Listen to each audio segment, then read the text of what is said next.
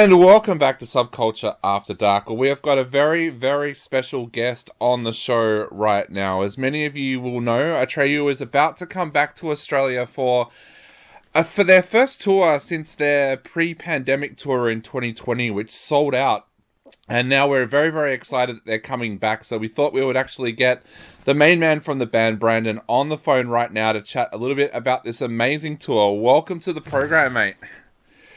Thank you. Thank you so much for having me, man. The main man from the band. That's so rhymey and perfect.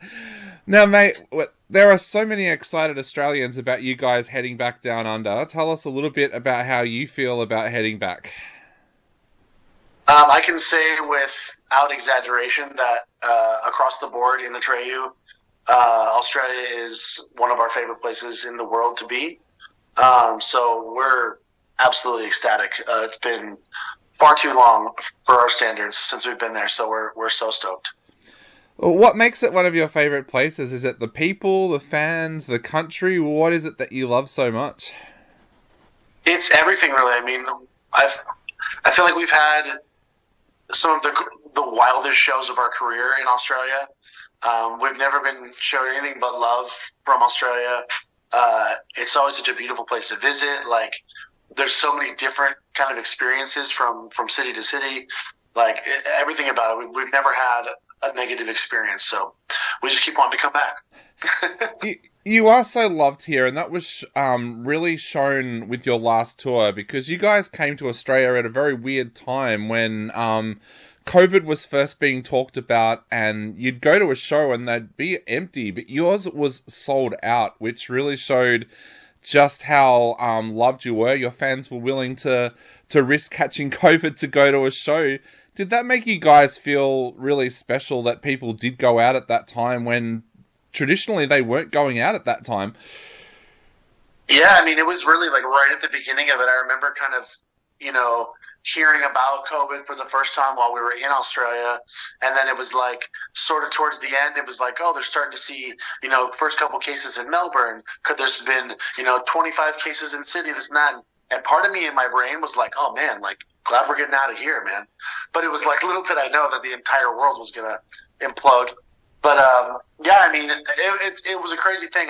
The last tour we played down there was such a special time that, I mean, we've talked about it where we're like, man, I guess if there's going to be somewhere where we're going to play where we don't get to play for a couple of years, like that's where you want to go out. You know what I mean? Like, you want to end it on a high. Yeah. You want to end it in Australia. You said that you've had some of your wilder shows here. What's some of the wilder things that you've seen in Australia? Because we are known for being pretty nuts at shows. There's just like that sort of like youthful early 2000s like hardcore show energy that kind of like strings its way through most of the shows we've ever played in Australia. So it's like there's that kind of takes you back a bit, like it seems like there's a little bit of danger and like just kind of goes off a little bit harder than a lot of places in the world. And I mean, we've had like some of our gnarliest, like leaving the venue, like fans shaking the van type of thing, like trying to open the door to like rip our shirts off experiences in Australia. So like it's been good. It's been very good. And you've got some new music for us as well, of course. Since you were here last time, you've had a few things come out, a couple of EPs and an album. Tell us a little bit about what it's been like going around the world doing those new tracks live. It's been a beautiful thing. I mean, I think that when you release new music, there's always that, the live experience kind of tells you which songs are going to have life and which are not. You know what I mean? Yeah. And we've been kind of blown away. I mean, we've been playing as much of the new stuff as we can. We've kind of worked it into the set into a way where we can kind of play a good handful of the new stuff every night, but not have it just completely dominate the set, because we don't want that, and fans don't want all new stuff either.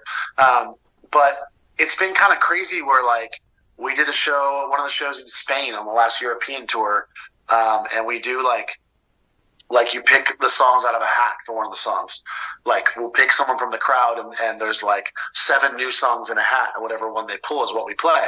Well, we played one of our new songs called Come Down for the first time, and it was the loudest song of the set, like by far. And we were like, what is this? Like, we've never had a new song in our career, especially like a deep cut kind of come out and like have such a insane live experience. So it's been really cool. Like I've said this before, but like we're lucky that we've been kind of getting our fans have been showing just as much love for the old stuff as the new stuff. So it's kind of cool that like there's no lull in the set. There's no like new song like, oh, this is a new one, I'm gonna go get a beer.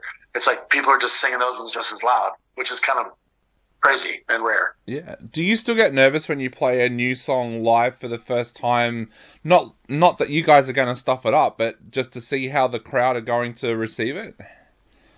100%, because like I feel like we try to build our set list and we try to build our show to kind of have like a good flow to it and like peaks and valleys. We try to not, even like the down moments, we try to make them focused enough where it doesn't seem like a lull in the show. And I feel like it's like you don't want that dead air, you don't want that energy drop in the show, and like that's what can happen. I feel like with new songs, and like so you always kind of like you worry about it a little bit, but like I say, I feel like these songs from the new record specifically for the first time, I think honestly for the first time in our career, have been going over so much better than usual. I don't know if it's the songs or if it's just the time or what it is, but I mean, I think that anyone that comes to the shows when we're down there next month, like you'll see that it's different. It's been awesome.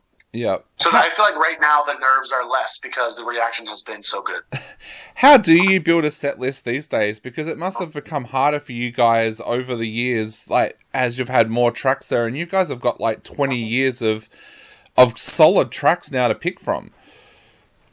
It's tough, but luckily we're in an age of technology that makes it very, very cut and dry for us. You know, I feel like 90% of the world's population is listening to their music on Spotify or Apple Music, or so there's the truth of it is like now we can look at the back end of that and go, oh, what's the top 20 songs that people are listening to in Australia?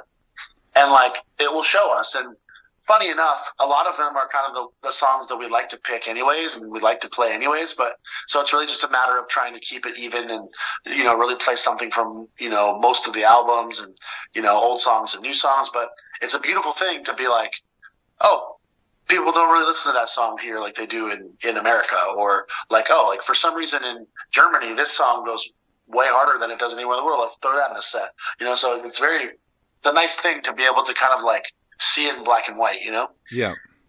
When you guys first came onto the scene, you were kind of trailblazers in the metalcore kind of scene, but I've noticed with the newer music that you guys are drawing in more inspiration from like thrash and an 80s sound and things like that. Is that something that you guys are hoping to go along with or go further with in the future? Yeah, I feel like we always just go like we're very much. I think like over a decade ago we threw out the kind of the rule book. I feel like when we made Death Grip on Yesterday, we kind of like started to throw out the rule book and was like, like let's not put ourselves in any of the boxes that the public has put us in, and let's just create and see what happens and not put any rules on it. And I think since then. We've kind of come up with some of our best material, and I love, like, in my eyes, I love just like pushing things that we've done to their extremes. You know what I mean? Like there is more thrash elements on like even on The Beautiful Dark of Life, like even a song like Drowning, like the verses of that song are just like thrash punk riffs. You know what I mean? Yeah. So it's like that's stuff that we've never did that far into, and at this point in our career, it's like we've kind of dipped our toe in all of the things that we want to do and all the things that we love to do. So it's like finding new interesting ways to kind of like push that to the extreme, and like level up that element. You know what I mean? If we're going to do like a speed metal song, it's got to be fucking insane. Or if we're going to do like a ballad, like it's got to be a real deal ballad, like it's like at this point in the game, it's just like taking all the things that we like doing and trying to just kind of like amp them up to 100, There are some young bands coming through now that label you guys as an inspiration and say that you guys were the band that got them to where they are today. What kind of music did you listen to when you were growing up? I mean, me personally, I was into a lot of like the stuff in the Orange County hardcore scene. Like, I was super into bands like Depasterio and Throwdown, Adamantium, that were all like Orange County bands. I loved, we all loved like Kill Switch. We all loved AFI.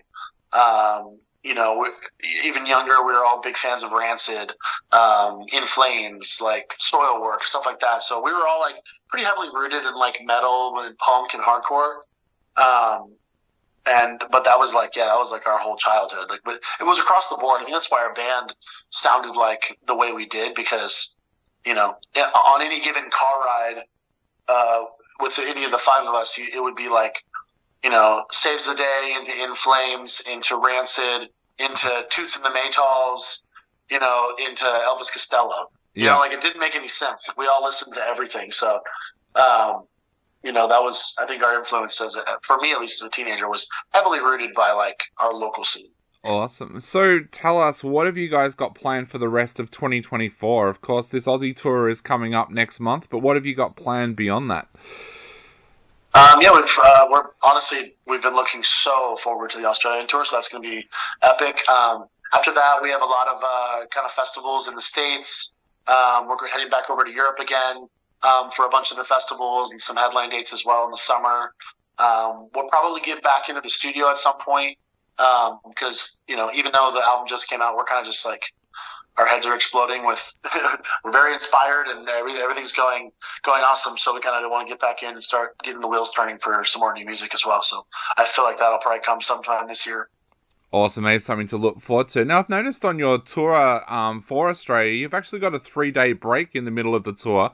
What are you guys hoping to get out and do on those 3 days? I'm hoping, I think that we're just going to end up going to Melbourne, which I love. I love Melbourne.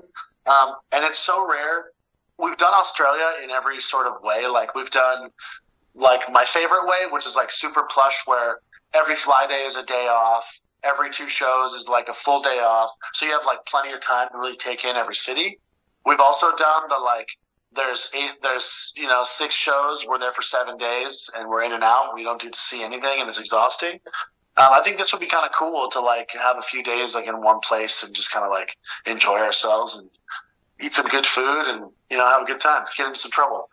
Well, Melbourne is definitely the place for great restaurants. I've got to ask now, what kind of food are you into? Are you someone that likes to get out and try the local cuisine, or what do you like to do? We love the local cuisine. We always, especially in Australia, we started a kind of a thing called Lunch Boys with spelled BOIZ, of course. But we would get to like the venue every day, and Dan or myself is kind of like the especially Dan, he's really good at like scouring out like the good spots. So he would find like some cool like Pinky Out spot or some interesting restaurant, and we would all go and just really fucking enjoy ourselves. And we love a good steakhouse. We love local cuisine. The last time we were there, I was on a kick where I just wanted to find bay bugs and eat bay bugs all the time. We've done gone to the grocery store and like gone to like the grills in the park and had that kind of experience. So we're all about kind of every angle, but definitely it's funny. Melbourne specifically, I don't even think it exists anymore, but there used to be this place called Veg Out Time, and it was like a vegan vegetarian restaurant. Yep. And I'm not vegetarian myself, but I would look forward to. They had this pumpkin curry. And it's like something I look forward to every time I go to Australia, and I don't think it exists anymore, which is sad. But there's no shortage of insanely good food in Australia. Definitely, yeah. And unfortunately, some restaurants didn't make it through COVID here in Melbourne, but we've still got some great restaurants, and I highly recommend Catfish if you guys want a great bar that serves great food. We've got a little bar here called Catfish in Melbourne that is absolutely fantastic. Love that. Yeah, we're going to need all the space because, like I said, we're going to be there for a few days, so we'll have plenty of time to get into some real deal trouble. Awesome. Well, mate, we are running out of time very, very quickly, and you've been so great with your time with us. So to finish off, what would you like to say to your Aussie fans before you guys land in Australia in just a couple of weeks' time? We are so incredibly excited to come back and see you guys. You showed us so much love, especially on the last tour, that we're looking forward to having an even better time this time. Go get your tickets now before it's too late, and we absolutely cannot wait to see you guys.